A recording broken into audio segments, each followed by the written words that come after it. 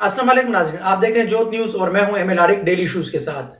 नाज़रीन, कल 26 नवंबर है और इमरान खान साहब दोबारा अपने लॉन्ग मार्च का आगाज कर रहे हैं। वो जख्मी हालत में है लेकिन उसके बावजूद वो पिंडी जा रहे हैं। अब पिंडी जाने का क्या मकसद है? हालांकि आर्मी चीफ की तैनाती तो हो चुकी और वो जो एक मुतनाज़ा बनाने की कोशिश की जा रही थी, वो मुतनाज़ा बनाने के बावजूद नून लीग ने फैसला कर लिया और इदारे की जानिब से, ना नून लीग या ना तहरीक इंसाफ, असल में इदारे की जानिब से समरी भेजी गई। उस समरी में जो टॉप लेवल पे जो अहम तरीन जनरल थे, यानी जो सेनाटी के बिना पे उन दोनों जनरल्स में से एक लेफ्टिनेंट जनरल आसिम मुनीर साहब को आर्मी चीफ के ओहदे पे तैनात कर दिया गया। नोटिफिकेशन भी जारी हो चुका है। और दूसरे नंबर पे अपना लेफ्टिनेंट जनरल सायर शमशाद मिर्जा साहब, उनको ज्वाइंट चीफ ऑफ स्टाफ के हवाले से तैनात कर दिया गया है। उनका भी नोटिफिकेशन जारी हो चुका।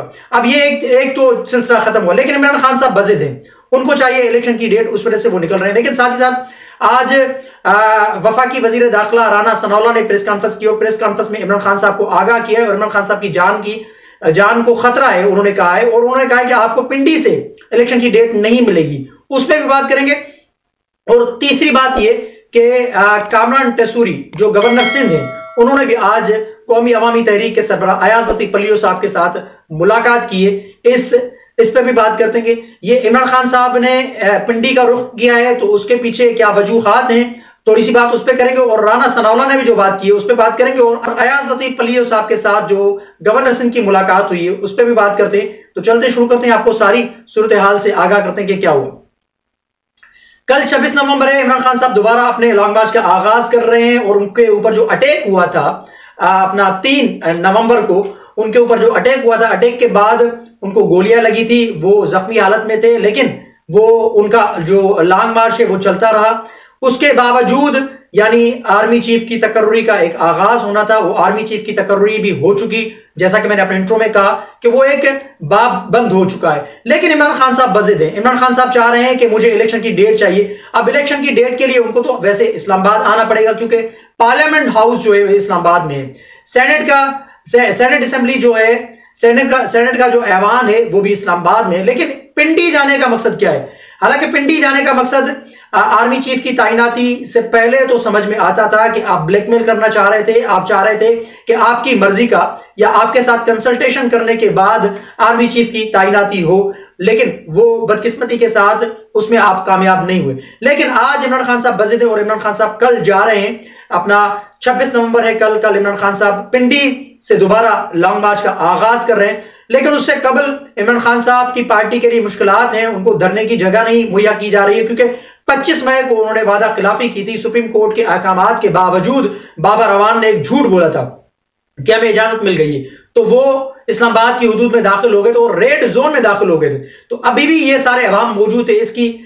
उसको मद्देनजर रखते हुए वफाकी हुकूमत की जानिब से या डीसी इस्लामाबाद की जानिब से उनको इजाजत नामा नहीं दिया जा रहा है। फैजाबाद पे वो धरना देने की कोशिश कर रहे थे या जलसा करने की कोशिश कर रहे थे, लेकिन इस्लामाबाद की इंतजामिया की जानिब से उनको रोका गया, उनको पीछे धकेला गया है। अब वो फैजाबाद की जगह कहीं और, मेरे ख्याल से कोई 3-4 किलोमीटर पहले वहां पर वो उनको एक जगह फराम की गई है। वहां पर या वो बज़िद हैं कि हम वहीं पर करेंगे, तो वो वहां पर जलसा करेंगे या वो अपना वहां पर धरना देंगे। और इमरान खान साहब वहां पर अपने कल तकरीर के अंदर लाएअमल का बताएंगे कि वो क्या करने वाले, आया कि वो धरना देंगे या वो फिर अपने लोगों को जलसा करने के बाद मुंतशिर करने का ऐलान करेंगे। लेकिन राना सनाउल्लाह ने आज इमरान खान साहब को आगाह किया है। सबसे पहले तो उन्होंने कहा है कि आपकी जान को खतरा है, क्योंकि उन्होंने एक मीटिंग बुलाई थी सिक्योरिटी इदारों के साथ। तो उसमें इमरान खान साहब के मुतल्लिक रेड अलर्ट जारी हुआ है कि इमरान खान साहब की जान को खतरा लाहक हो सकता है, क्योंकि दहशतगर्द तंजीमें या दहशतगर्द उसका फायदा उठा सकती है और इमरान खान साहब के ऊपर अटैक कर सकती है। ये राना सनाउल्लाह साहब ने, वफाकी वजीर दाखिला ने इमरान खान साहब को आगाह किया है कि आप अपना जो जलसा है या मार्च है उसको मौखर कर दें और आप आए, सियासतदान बने और सियासतदानों की तरह आप बातचीत करें, टेबल टॉक करें, जो भी मामला हैं मिल बैठ के हल करने की कोशिश करते हैं। ये उनको कहा है, मुज़ाकरात की पेशकश की है राना सनाउल्लाह साहब ने। और राना सनाउल्लाह ने कहा है कि अगर आप चाह रहे हैं कि आपको इलेक्शन की डेट मिले तो इलेक्शन की डेट आपको पिंडी से नहीं मिलेगी। इलेक्शन की डेट आपको मिलेगी सियासतदानों से, जो सियासतदान इस्लामाबाद में बैठे हैं। तो आपको आना पड़ेगा सियासतदानों के पास, इसमें कोई शक व शुबा नहीं। एक तरफ इमरान खान साहब चाह रहे हैं कि फौज का किरदार खत्म हो, लेकिन दूसरी जानब आप पिंडी जा रहे हैं। तो पिंडी आप किस वजह से जा रहे हैं? पिंडी, जैसा कि मैंने अपने इंट्रो में कहा या शुरुआत में मैंने कहा कि पिंडी जाने का मकसद तो एक था पहले कि आर्मी चीफ की तैनाती, लेकिन वो आर्मी चीफ की तैनाती नून लीग ने कर ली। हालांकि नून लीग का वो हक था, नून लीग का बल्कि नहीं, वजीर आजम पाकिस्तान का वो हक था। अब वजीर आजम पाकिस्तान अगर इमरान खान साहब भी होते तो उन्होंने ही तैनाती करनी थी, लेकिन इस वक्त वजीर आजम पाकिस्तान मियां शहबाज शरीफ साहब हैं। तो उनको जो समरी भेजी गई, और समरी में से जो टॉप तरीन के जो जनरल थे, उन दोनों का, लेफ्टिनेंट जनरल आसिम मुनीर साहब, उनको आर्मी चीफ की तकर्री उनकी की गई, और लेफ्टिनेंट जनरल साहिर शमशाद मिर्जा साहब, उनको ज्वाइंट चीफ स्टाफ मुकर्रर किया गया है। इन दोनों के नोटिफिकेशन भी जारी हो चुके। अब ये तो बात बंद हो चुका, लेकिन वजीर इमरान खान साहब के मैं पिंडी जाऊंगा। लेकिन राना सनाउल्लाह साहब का कहना है कि पिंडी अगर आपने जाना है तो आपका ये बेमकसद लॉन्ग मार्च है, बेमकसद लॉन्ग मार्च को या बेमकसद जलसे को आप खत्म करके एक मकसद के लिए आप आए, पाकिस्तान की बका के लिए आप आए, पाकिस्तान की मईशत के लिए आप आए, आप जमहूरियत की मजबूती के लिए आए, मिल बैठ के बात करते हैं। उन्होंने कहा, राना सनाउल्लाह ने, कि आप मौलाना फजल रहमान के साथ मुलाकात करें, आप जरदारी साहब के साथ मुलाकात करें, आप शहबाज शरीफ के साथ मुलाकात करें, और अगर आपको जरूरत पड़े तो आप मियां मोहम्मद नवाज शरीफ साहब के भी साथ मुलाकात कर सकते हैं, हम उसमें किरदार अदा करेंगे।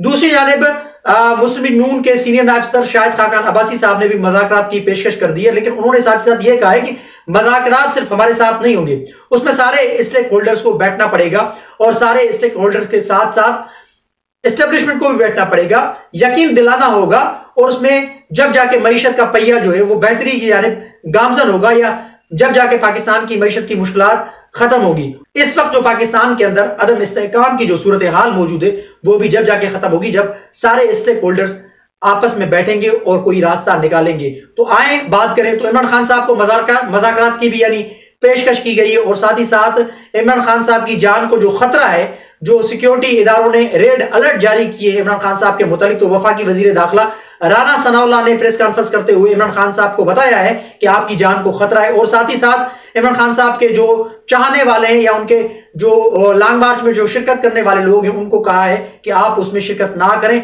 आप इमरान खान साहब को समझाएं कि आप आए, आईनी तरीके से और जमहूरी तरीके से अपना रोल पार्लियामेंट के अंदर अदा करें, और आप हिज़्ब इख्तिलाफ का किरदार अदा करें, और मुल्क को इस मुश्किलात से निकालने के लिए आप किरदार अदा करें और मिल बैठ के काम करें। तो ये राना सनाउल्लाह साहब ने इमरान खान साहब को एक मशवरा भी दिया है, और शाहिद खाकान अब्बासी ने और राना सनाउल्लाह ने मुज़ाकरात की पेशकश की है। तो अब ये सिलसिला देखें क्या कहां थमता है, कल देखें इमरान खान साहब का लाएमल क्या होगा, ये तो कल देखेंगे। लेकिन आज एक डेवलपमेंट हुई है। गवर्नर सिंध जो अभी है कामरान टसूरी साहब, उन्होंने मुलाकात की है कौमी अवामी तहरीक के सरबराह अयाज लतीफ पलियूस साहब के साथ। देखिए, सिंध की बात आती है तो जो कोई भी एंकर हजरात हो या कोई भी सियासतदान हो, तो अयाज लतीफ पलियूस साहब से बेहतर सिंध का दर्द, सिंध का मौक़िफ़ और सिंध की तर्जुमानी कोई नहीं कर सकता, क्योंकि अयाज लतीफ पलियूस साहब ग्राउंड रूट लेवल पे काम करने वाले बंदे हैं, और वो बड़े हकायक के साथ बात करते हैं, बड़े दलाइल के साथ बात करते हैं, और फैक्ट्स और फैक्ट रख के दोनों सामने रख के बात करते हैं। अयाज लतीफ पलियूस साहब सिंध के हकीकी माना में तर्जुमान है, उनकी पार्टी वो काम कर रही है, और वो खुद बड़े बेहतरीन अंदाज से सिंध का मौक़िफ़ रखते हैं, सिंध का दर्द रखते हैं। सैलाब की सूरत हाल हो, करप्शन हो, सिंध के हुकूक की बात हो, वफाक की जानिब से एक यानी सिंध के साथ नारवा सलूक हो, सिंध के साथ सोतेली माँ वाला किरदार अदा करना हो वफाक की जानिब से, और सिंध के अंदर गुज़िश्ता 14-15 सालों से जो पीपल्स पार्टी का जो रोल रहा है, जो रूलिंग पार्टी का जो रोल रहा है पीपल्स पार्टी का, उसके ऊपर जो अयाज लतीफ पलियूस साहब का जो मौक़िफ़ होता है, जो हकीकी माना में जो तर्जुमानी का किरदार अदा करते हैं, अयाज लतीफ पलियूस साहब से ज्यादा मेरे ख्याल से कोई नहीं जानता। तो इस वजह से कामरान टसूरी गवर्नर सिंध ने मुलाकात की है अपना अयाज लतीफ पलियूस साहब के साथ। अयाज लतीफ पलियूस साहब के साथ जो उन्होंने मुलाकात की है वो कह रहे, उन्होंने कहा कि सूबे की तामीर व तरक्की के लिए किसी भी जानिब से अच्छी तजवीज़ का खैर मकदम करूंगा। इस सिलसिले में कौमी अवामी तहरीक के सरबराह अयाज लतीफ अली साहब से मुलाकात के दौरान तमाम सियासी जमातों के किरदार की बेहतरी के लिए तमाम स्टेक होल्डर्स की मशावरत और बाहमी दिलचस्पी के दीगर उमूर पर तबादला ख्याल किया गया। और साथ ही साथ उन्होंने कहा कि माजी की दूरियों को खत्म करने के हवाले से, और सिंध एक अमन की धरती है, सिंध भाईचारगी की धरती है, तो हमें किरदार अदा करना चाहिए मिल बैठ के। अयाज लतीफ अली साहब ने सारी सूरत हाल पे बात की और खुसूसन सिंध की करप्शन के हवाले से जो डीसीज जो दो है, जो हालिया करप्शन स्कैंडल जो सामने आया उसकी बात की, और वफाकी इदारों में जो सिंध के लोगों के साथ जो नारवा सलूक है उनकी मुलाजमतों के ऊपर, और खुसूसन जो इलीगल इमिग्रेंट्स हैं, अफगान इमिग्रेंट्स हैं, उनके ऊपर बात की अयाज लतीफ अली साहब ने कि उनको कामरान टसूरी साहब को कहा है कि आप किरदार अदा करें और वफाक को कहें कि उसमें किरदार अदा करें और इलीगल इमिग्रेंट्स को रोकें।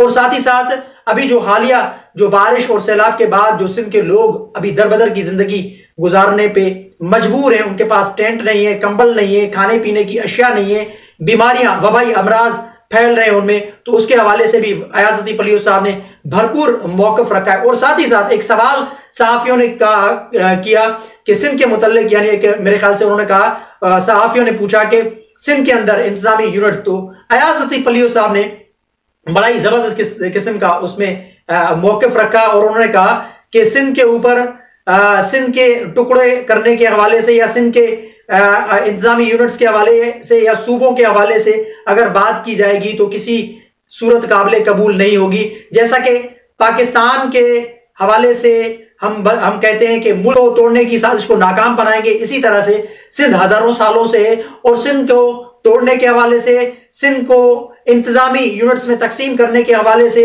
और सिंध को यानी सिंध के खिलाफ आवाज उठाने वालों के हवाले से या सिंध के इस अपना सिंध को दो लख्त करने के हवाले से अगर कोई बात करेगा भी तो वो भी हमें गवारा नहीं है, हम पसंद नहीं करेंगे।